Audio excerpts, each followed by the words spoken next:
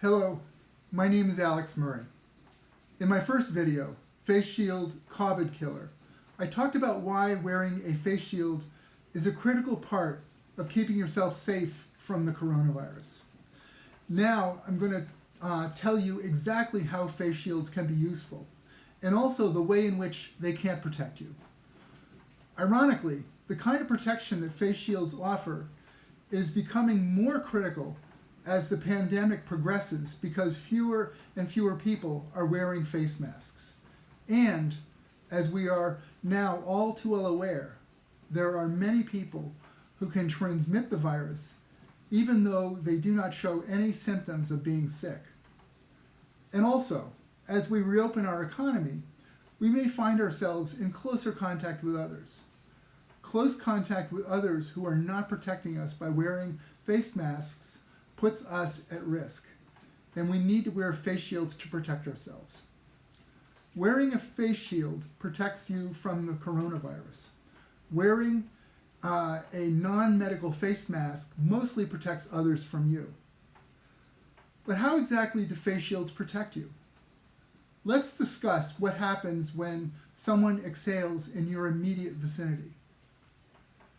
A person exhales droplets along with air, and these droplets vary in size, though they are generally all invisible.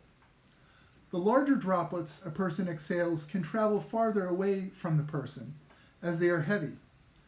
Because they are heavy, however, these larger droplets will then fall out of the air more quickly than smaller droplets. The smaller droplets don't travel as far away from the person when the person exhales, but can remain suspended in the air for 8 minutes or more, and they can move around in any ambient air currents more readily than the larger droplets. Face shields protect you mostly by blocking any virus-laden droplets from someone not wearing a mask who is speaking, coughing, sneezing, or even breathing near you. A study documented in the Journal of Occupational and Environmental Hygiene, which was based on studying droplets expelled by a mechanical cough simulator into a face shield, noted that face shields excel at blocking the larger droplets immediately after they are coughed, sneezed, or exhaled at a close distance. By virtue of the larger droplet size, they carry a lot of virus material and are a very common source of infection. This study also noted, however, that face shields are far less effective in blocking smaller droplets. Because these smaller droplets can remain in the air much longer than the larger droplets and move more readily with air currents than the larger droplets, they can infect you by moving around your face shield. So what does knowing about larger droplets versus smaller droplets tell us?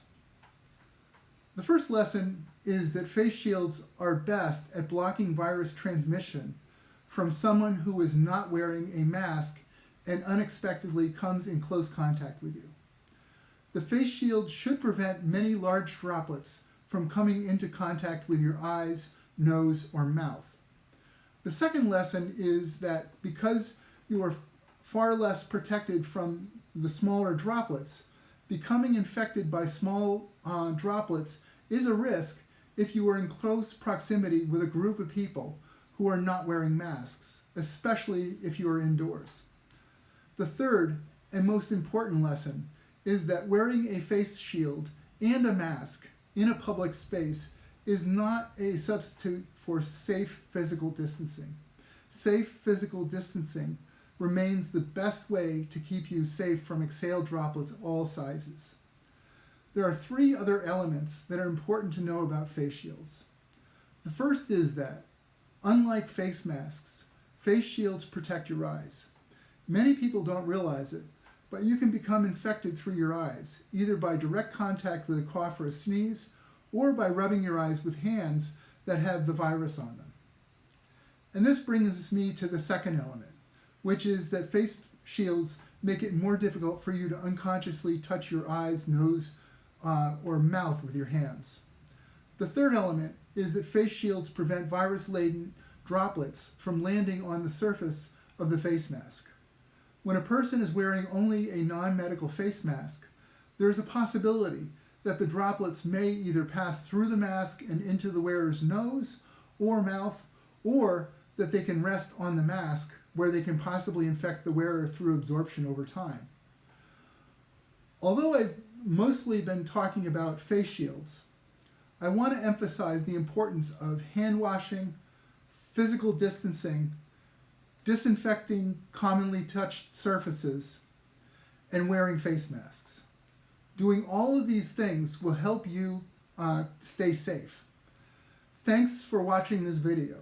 If you would like to find out more about how face shields can help keep you, your family, and your friends safe from the coronavirus, please visit my Facebook page and my YouTube channel, both of which are called Face Shields-Critical Ideas. I hope you and your family and your friends stay safe. Be well.